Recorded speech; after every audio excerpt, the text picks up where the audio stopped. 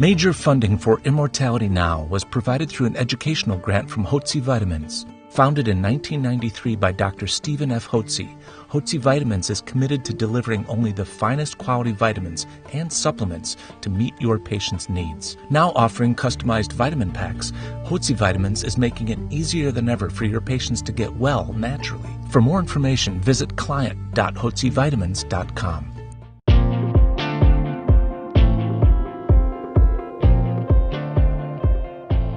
Hi, this is Dr. Ron Klatz, and we're here with another edition of Immortality Now. Today we're going to be presenting some of the wisdom and literally the decades of applied wisdom of a true leader in the field of preventive medicine, energy medicine, functional and nutritional medicine, Dr. Norman Shealy. Dr. Shealy's presentation today is going to be a combination of an interview that we had some weeks ago, as well as his presentation from 2013 at the American Academy of Anti-Aging Medicine in Las Vegas. I know you're going to enjoy it. Dr. Shealy's a brilliant physician and scientist, and he brings insights into healthcare that I know you haven't heard before. This is Dr. Ron Klatz, President of the American Academy of Anti-Aging Medicine, and today we are very fortunate and I think in some ways blessed to have Dr. Norm Shealy as our guest. Dr. Shealy is a physician and a scientist with a very impressive academic background and a scientific and a research background. Dr. Norman Shealy is both a neurosurgeon, also a pioneer and researcher in the very early days of alternative medicine. Norm, welcome to the show. Always great to talk with you, Ron. What are some of your recent areas of research and publications? Well, of course, I've published 29 books, and number 30 will be out on June 5th. In 2006, I published my first real book on longevity. It was called Life Beyond 100, Secrets of the Fountain. And I had just finished at the end of 2005 my work on stimulation of 5 circuits in the body, which could be rejuvenated, if you will, or enhanced by stimulating with human DNA frequency. Human DNA actually vibrates at 54 to 78 billion cycles per second. And for that reason, I came to the conclusion that if we could just do 3 of those circuits, fire, earth, and crystal, which would keep our dehydroepiandrosterone normal, our calcitonin normal, and our free radicals radically low, we ought to live an average of 140 years, plus or minus 20 for accidents and genes. And that was the year I started looking at telomeres as the major factor in how long we live. Telomeres, of course, are the tips of our DNA. So every DNA molecule has 2 at each end, 4 of them. And ordinarily, they shrink 1% every year of life from birth if you have good health habits. They shrink a lot faster if you have crummy health habits. So I enrolled over 30 people in a 5-year study to not stimulate the individual circuits, because that would take an hour a day of focused time, but to lie on a mattress topper 2 inches thick, which had in it a sheet of pure copper screening and crushed sapphire crystal hooked to a Tesla coil. It actually produces human DNA frequency, 54 to 78 billion cycles per second, at 1 billionth of a watt per centimeter square for about 2.5 feet deep. So you can put it on a timer and sleep 30 to 60 minutes in it. And what we've found is that telomeres, on average, grow 4% every year while using the Rejuva-Matrix, which is what I call the mattress. Now, and how many people did you experiment in that with? 34. And you have data from all 34 people? And I have data on them, and that's what we're averaging.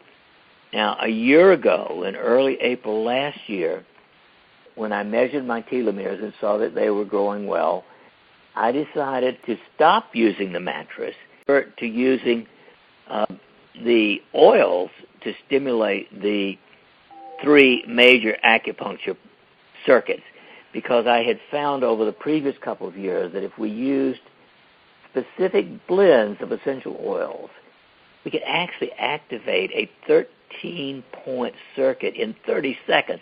And it's like two seconds per point. And so I converted to using all 5 of the oils because I like all of the circuits, even though water for aldosterone and air for oxytocin may not have quite as much to do with longevity, but they're good for overall health.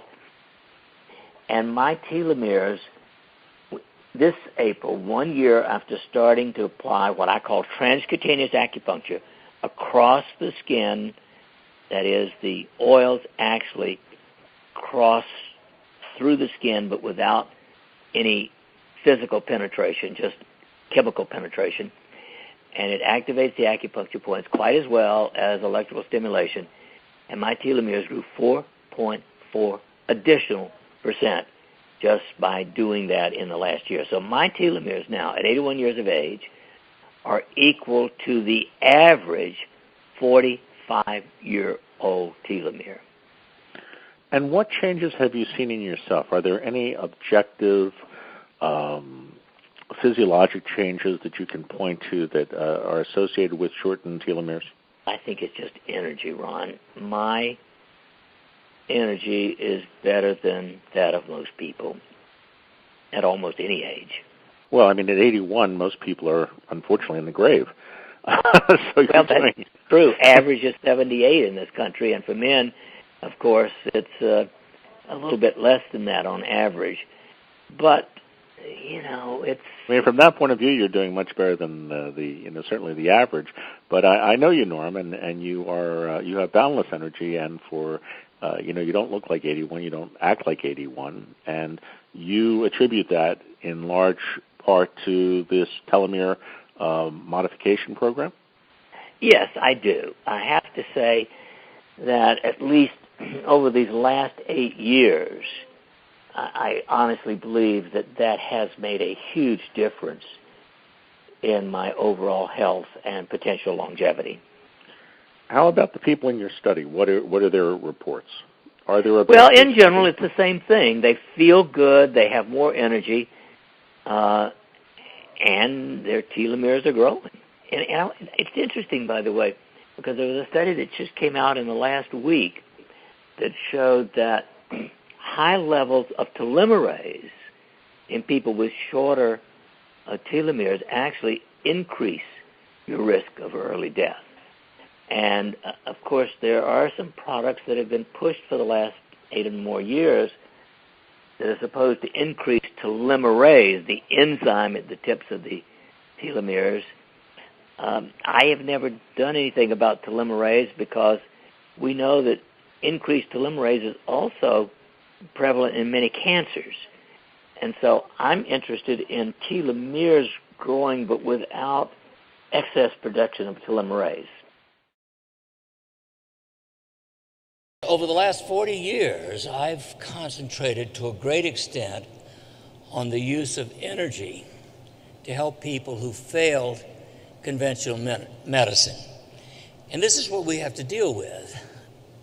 In this country, a minimum of 120 million people at any one time are clinically depressed. Now, that's people who, by any kind of screening test, will have clinical depression.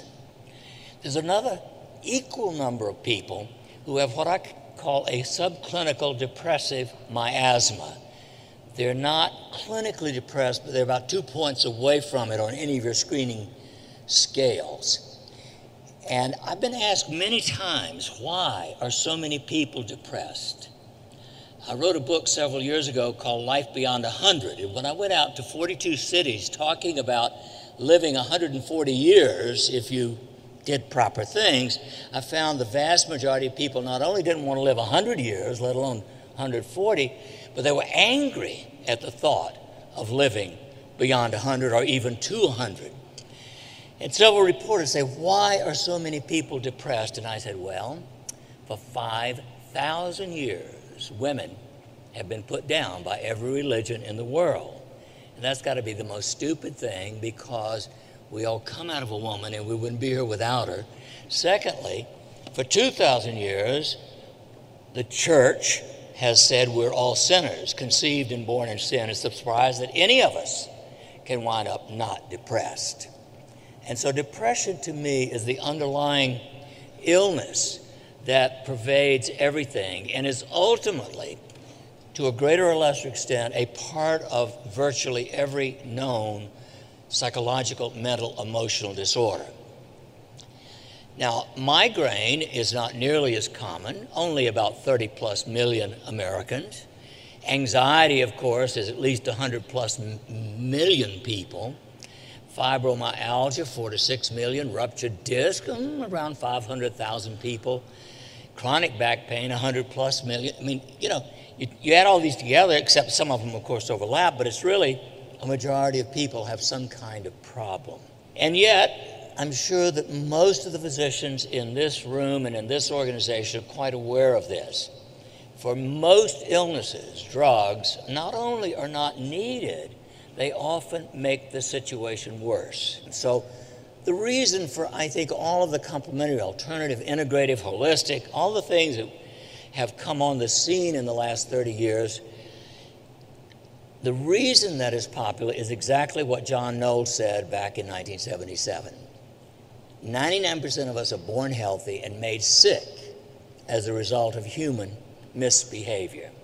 So over the last 40 plus years, I have worked with well over 30,000 people who have failed conventional medicine. I would say 99% of them are depressed. That may not be their primary problem, and who wouldn't be suppressed if they've had 52 unsuccessful operations for back pain, the record in my own experience. When I started in 1971, 99% of my patients were failures of back surgery. They had had between 5 and 7 unsuccessful back operations. They were worse off than before the first one, and all of them in those days were on Percodan and Valium, and today it would be OxyContin and Ativan or something like that. And working with them over the years with a variety of alternative approaches, I can get 85% of them back to functioning in humanity. And it's very simple, basically. In fact, I think the worst person I ever saw was a man who had had 5 or 6 unsuccessful back operations, was taking morphine, 60 milligrams every 1 3/4 hours. I weaned him, took us about a month. I weaned him off the morphine. His pain was 50% reduced just by getting off the morphine. And then we were able to bring his pain under total control using some of these types of tools. For pain control, at the top of my list, because all these people tend to be depressed, is cranial electrical stimulation. I have personally used, I have no financial involvement in it, the LIST cranial electrical stimulator since 1975. And I have demonstrated and published that if you use the LIST stimulator, it will bring 50% of people out of depression totally safely, without complications, within 2 weeks. Now that's better than the best antidepressant drug, because the published best results on antidepressant drugs are 50%. I'm 42%. So the LIST stimulator is better than that, and it doesn't have the 25% serious complications that you can have with antidepressant drugs. Furthermore, I'm sure most of you are aware that there are 4 major articles, including one in the New England Journal of Medicine, which state that if all the negative experiences and papers and research on antidepressants have been allowed to be published, and 75% are not allowed to be published, the net result would be 0. And that's my experience, because every patient I've seen has failed 1 to 7 antidepressant drugs before they come to me. So I can get 50% out of depression just by using the cranial stimulator, and I haven't seen a problem with it in over 30,000 people. If I put with that photostimulation, I can get 85% of them out of depression because that reduces the anxiety. So by giving them cranial stimulation before noon, usually between 9 o'clock and 10 o'clock or so in the morning, and then photostimulation in a relaxing rhythm of most people like 2 to 3 cycles per second. As they go to bed at night, that reduces the anxiety, they sleep better. That'll get 85% of people out of depression. There's not a drug in the world that can come close to competing with that. Now, over the last 15 years, I've added what I call gigatens, and the reason I call it gigatens is that in the Ukraine they have something somewhat similar they call microwave resonance therapy. But when I brought back that technology, I found that most Americans don't like the idea of being microwaved. They think of it as being nuked or cooked, and so we call it gigatens, which means we put out 54 to 78 billion cycles per second at a billionth of a watt per centimeter square, or 75 decibels. According to Ukrainian nuclear physicists, this is human DNA frequency, and when applied to specific acupuncture points, is 20 times as effective as a needle. So if we use this around the area of pain, it's by far the best TENS that I know for reducing pain. It is also the only one that will adequately stimulate specific acupuncture points. And there's a circuit, which I call the Ring of Earth, which we have demonstrated unequivocally strongly increases the production of calcitonin. And as you may know, calcitonin is the single strongest pain reducer that the body itself produces, 40 to 60 times as powerful as morphine. It's more effective than beta-endorphin in reducing pain. And of course, if the person is moderately or severely depressed, 100% of the time, their intracellular magnesium level is low. And if you haven't gotten into looking at intracellular magnesium, I strongly encourage you to do so. And the only good test, an easy one, is intracellular diagnostics. I call it a pap smear of the frenulum of the tongue. You take a few cells, you spread it on a slide, send it off to the lab, and they'll give you the intracellular content of magnesium, sodium, potassium, chloride, calcium, etc. And I've done it in thousands of people, and almost always the only one that's low is magnesium. And I have found that with my own patients at least, sometimes giving them 10 shots of magnesium, 2 grams of mag chloride in a Myers cocktail will do wonders not only for their pain, but also for their depression. Now, you can do it orally, but it takes 6 to 12 months to replace the intracellular magnesium if you do it orally. If you put it on the skin as a magnesium chloride solution, a lotion or even a spray, you can do it in a month. So almost all of my patients have had magnesium either intravenously and or through the skin. So cranial stimulation cures depression in 50%, photostimulation reduces anxiety, and together they cure depression 85%. Magnesium through the skin is essential, and also critically important in people who are depressed, and most chronic pain patients are that as well. They are deficient in 1 to 7 of the essential amino acids. And as you know, you can't make most of the neurochemicals. You can't make serotonin without tryptophan, for instance, etc. So looking at the amino acid profile can be. The other thing that's deficient more often than any of them is taurine. Taurine, by those who understand it, is considered, quote, conditionally an essential amino acid because, in my experience, 80% of people with depression are deficient in taurine no matter what they're eating. So using taurine works synergistically with magnesium to alter and maintain the charge on cells. And then, of course, all people that I've seen, with rare exception, have an excess of free radicals as measured by malondialdehyde in the urine.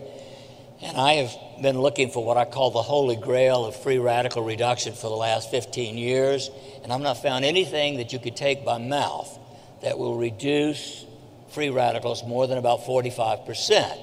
But if they will stimulate 13 specific points, which I call the ring of crystal, 3 days in a row and then 3 times a week, we can reduce free radicals by 85%. It also helps in pain reduction because that's inflammatory. Now, the other one, and this is my most recent research, although I started with the ring of air, which is 13 other specific acupuncture points over 10 years ago, stimulation of this particular circuit raises neurotensin. Neurotensin is a neuroleptic and an analgesic. In fact, I've had patients say, that stuff's got street value, doc. And all we've done is apply 3 minutes of stimulation with gigafrequencies to these 13 specific acupuncture points. I mean, it takes 21 minutes to do it, and they'll have up to 6 hours of phenomenal, detached peacefulness, etc. And a couple of months ago, 3 months ago roughly, I suddenly believed that probably it also raised oxytocin. The problem with oxytocin is I can't find a commercial lab to do it. But finally, I found a research lab at Missouri State University which did it for me, and we stimulated the ring of air and found that it also increases oxytocin. Now, the importance of oxytocin is phenomenal. Every known psychological, emotional, mental disorder, autism, ADHD, depression, obsessive-compulsive disorder, borderline personality, addiction, and schizophrenia is associated with low oxytocin.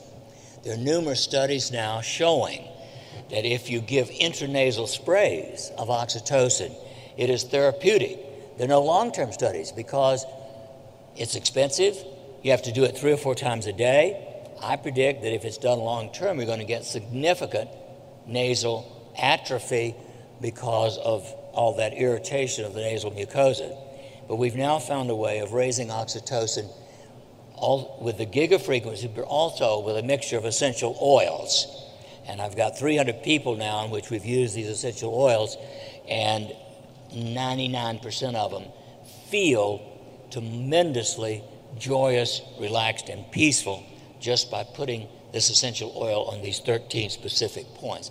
The bottom line from my point of view is we can treat successfully a vast majority of the people with pain, with depression, with chronic illness of almost all kinds, and we can also make ourselves healthier and live longer with these energetic approaches to rejuvenating various neurochemicals, DHEA, calcitonin, neurotensin, oxytocin, as well as regenerating telomeres. So from my point of view, at least for the 85% of people who do not need drugs or surgery, some energetic approach along these lines is not only what we should be doing, but it is the future of what we should be doing for the next century. Thank you. Immortality Now is made possible in part by Hotze Vitamins, now offering customized vitamin packs. For more information, visit client.hotzevitamins.com.